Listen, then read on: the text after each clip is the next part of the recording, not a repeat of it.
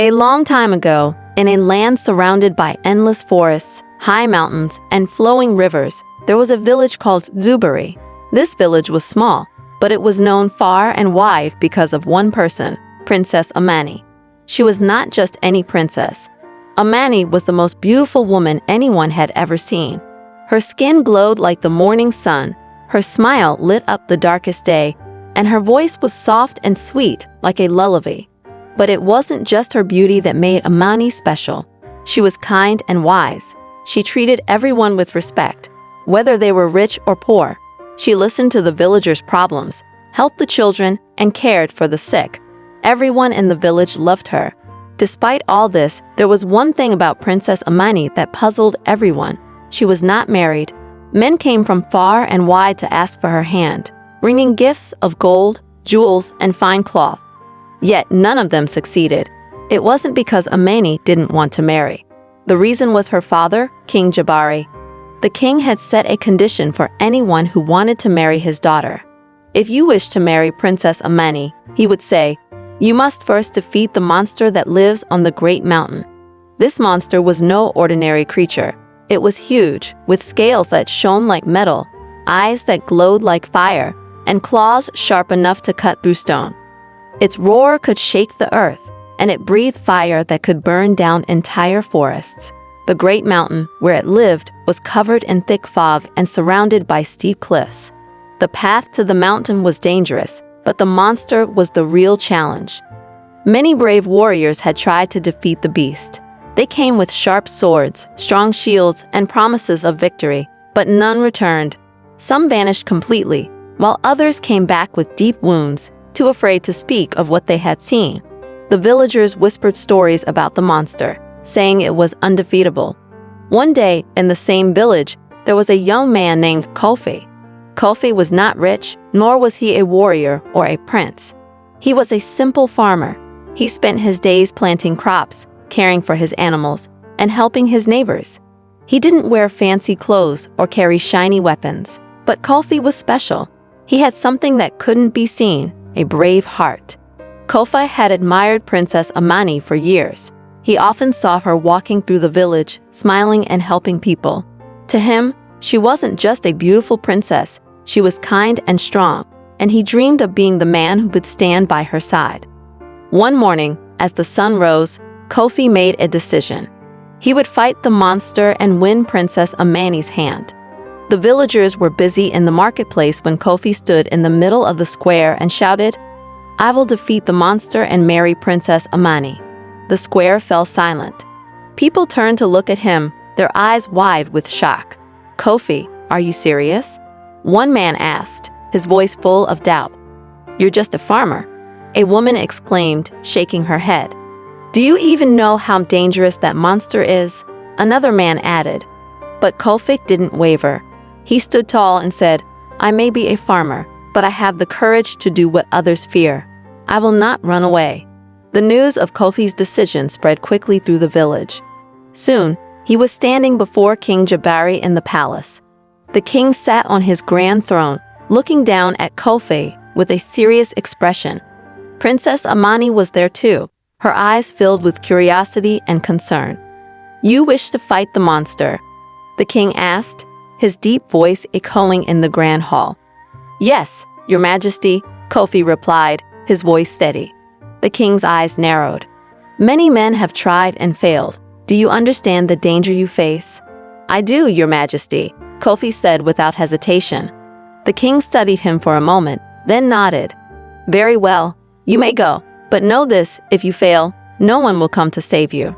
I will not fail, Kofi said firmly. The next morning, as the sun rose over the mountains, Kofi began his journey. He carried only a wooden shield, a simple spear, and a small pouch of food. The villagers gathered to watch him leave. Some looked worried, while others whispered among themselves. He's brave, but he's walking to his death. One man muttered under his breath. Maybe he will surprise us. Another woman said, hope in her voice. Kofi didn't let their words bother him. He focused on the path ahead.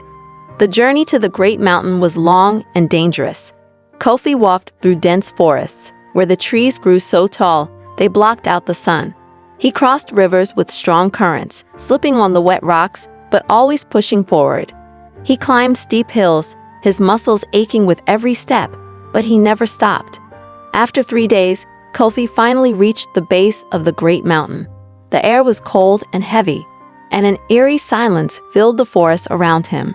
He could feel the presence of the monster even before he saw it. Kofi began climbing the mountain. The path was narrow and slippery, with loose gravel and jagged rocks. The wind howled, tugging at his clothes and making it hard to move forward. Still, he climbed higher and higher, his determination unshaken. As he climbed, he saw signs of the monster's presence. Burned trees, deep claw marks on the rocks, and bones scattered on the ground. But Kofi did not turn back. Finally, as the sun began to set, Kofi reached a flat ledge near the peak of the mountain. And there it was, the monster. It was massive, even larger than Kofi had imagined. Its scales shone like metal in the fading light, and its eyes burned like molten lava. Its claws were long and sharp, and its tail whipped through the air with terrifying speed. The monster let out a deafening roar, shaking the ground beneath Kofi's feet. But Kofi did not run. He gripped his spear tightly and shouted, "I am here to defeat you." The beast turned its fiery eyes toward him, and for a moment there was silence. Then, with incredible speed, it charged at him. The battle began. The monster swiped at Kofi with its massive claws, and he barely dodged in time. The ground where he had been standing cracked and crumbled under the force of the attack. Kofi rolled to the side and thrust his spear forward, aiming for the creature's chest. But the spear bounced off its hard scales, barely leaving a scratch. The beast roared again, swinging its powerful tail. Kofi raised his shield just in time, but the force of the blow sent him flying backward. He hit the ground hard, the wind knocked out of him. For a moment, Kofi lay there, gasping for air. The monster loomed over him, its fiery breath hot against his face. But Kofi refused to give up. He thought of Princess Amani, her kindness, her beauty, and the life he wanted to build with her. Summoning all his courage, Kofi rolled to his feet. He grabbed a sharp rock from the ground and threw it at the monster's eye. The creature roared in pain, momentarily blinded. Seizing the opportunity, Kofi climbed onto the monster's back. He held on tightly as the beast thrashed wildly, trying to shake him off. With his spear, Kofi struck at the creature's vulnerable spots, avoiding its claws and teeth. The battle raged on, the air filled with the sound of roars and the clash of claws against rock. Kofi's body ached, his muscles burned, and blood dripped from his wounds. But he refused to stop. Finally, with one last powerful strike, Kofi plunged his spear deep into the monster's heart.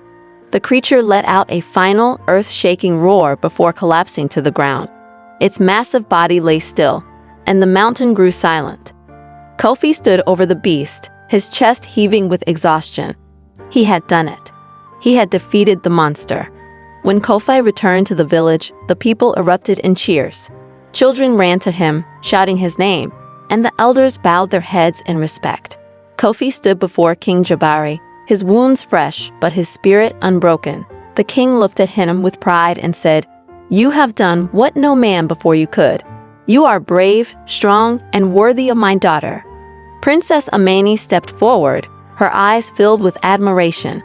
"Thank you, Kofi," she said softly. "You are the bravest man I have ever known." The village celebrated for days, with music, dancing, and feasting. Kofi and Amani were married under the stars, their love a symbol of courage and hope. From that day on, their story was told for generations, inspiring others to face their fears and fight for what they believed in. If you enjoyed this tale, don't forget to like, comment, and subscribe to Folktales of Africa for more amazing stories. Thank you for watching, and see you next time.